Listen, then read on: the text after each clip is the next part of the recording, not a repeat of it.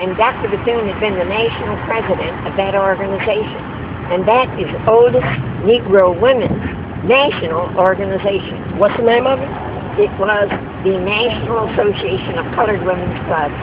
Originally, it was the Colored Federation of Women's Clubs, patterned after the White Federation of Women's Clubs. So it was the Colored Federation of Women's Clubs. But those women's clubs were reading clubs, book clubs, embroidery clubs, knitting clubs, all things that the women had to do at home.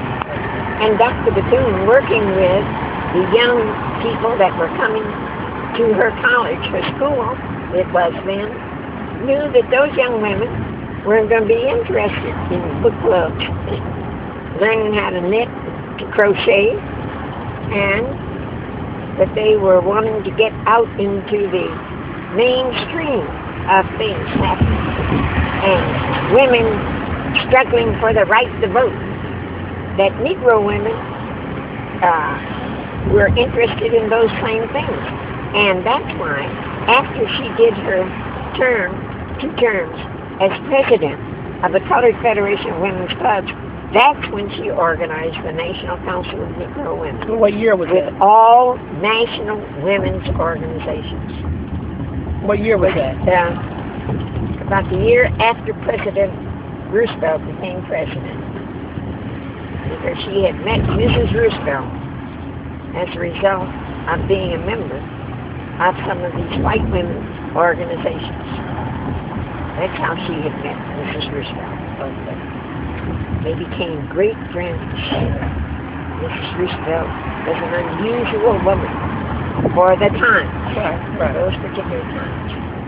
That's how Dr. Bethune is the only Negro who has ever been a member of a president's cabinet. She was the president. Roosevelt appointed her the director of the National Youth Administration. This is where all of her emphasis comes from, being on youth, through her school first. Because little Negro children in Florida didn't have any kind of decent schools. And so she decided to just start a school for the Negro children. But the greatest thing that I will ever remember, I know in my lifetime, since I got 99 and nothing greater had superseded it, was when I went to Daytona Beach, Florida for her funeral. And all of the flags in the city were flown at half-mast. The only Negro person that's ever been done for in any city in the United States. And it was really something to see all of the flags on all of the public buildings at half-mast. And when they asked, well, Dr. Mary McLeod Bethune's death. That's what they would have. Because the flags are only at half-mast for the death of the president. Right? So that meant we had arrived as Negro women. This is why she insisted. And it was carried out. In our meetings, we never addressed anybody as Mary or, what's your first name? Francine. What's your first name? Tony. No matter how well you knew them. It was Mrs. Francine or Miss Francine. Or your last name. Everybody had a title. That was to keep the women who were lawyers and doctors from being on the high horse and looking down their nose at the other. And this is what Dr. Bethune would tell us what the reason was. But she had so much dignity, and just from herself, or she just exuded that kind of dominance in her personality, but in a womanly way, not fussing like Appa, Unisan Carter. Really soft-spoken. Oh my God. But you could look at her eyes, and she was testing somebody. You really knew it, not by the inflection in her voice. but her eyes were nice like those spears that were falling. I have a question. Do you remember when she came to Cleveland? Oh, yes. Because my mom always said that she came by the house, but I don't think I was even born at the time. This was when she was brought here by St. James, the St. James Forum. Okay. Because the Forum met every Sunday. And St. James was the Eastern church of the AME church that had started on 40th. Okay. St. John's. Right. The oldest Negro congregation in the city of Cleveland. St. John? St. John's. I didn't know that. 189 years old. Wow. And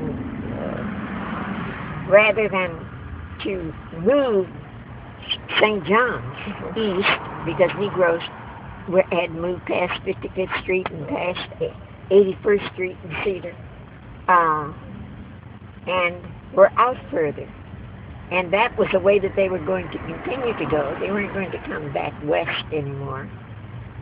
Then St. James, the AME church, set up another church. That was just before 1937.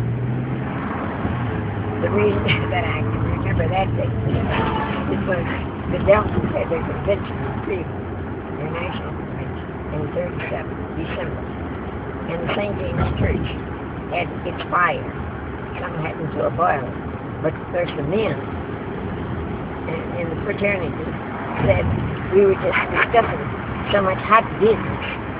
And the discussions were just so hot. They caught on fire. Yeah, that's right. They ignited and started the fire in the church. That's original. Oh, yeah, they really teased us with reference to that.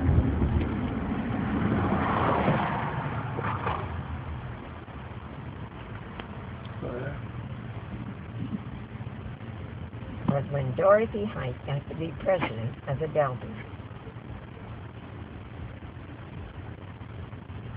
she changed the Constitution, called it streamlining the Constitution, but that was so. Instead of having the Board of Directors elected by the body, appointed by the President, that was to give her the control. Oh, okay. Same thing that she did to the National Council. She couldn't do it with Dr. DeFinn's president. Because Dr. DeFinn's thing was, we're all equal. All of us had something different, a different talent. Some of us are a little bit famous and don't want to take the time to find out what talent it is the Lord has given her that is separate and distinct from the talents of all of the rest of the Negro men. But it's up to you. You have to find your own talent.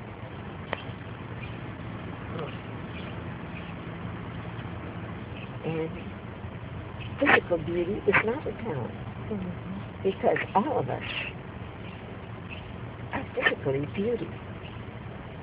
She would say, even including you. Right.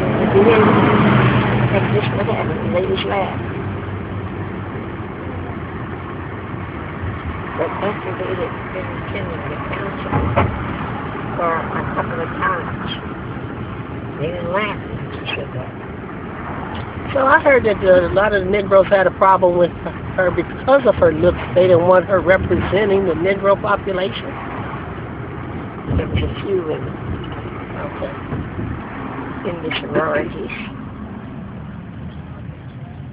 See, because any organization, regardless of what your points were, any organization had people that looked all different kinds of ways. Right. So therefore, because we can't change the way that we live, Right. that isn't even important. Right. It's what you do with the looks that you have. That's the story.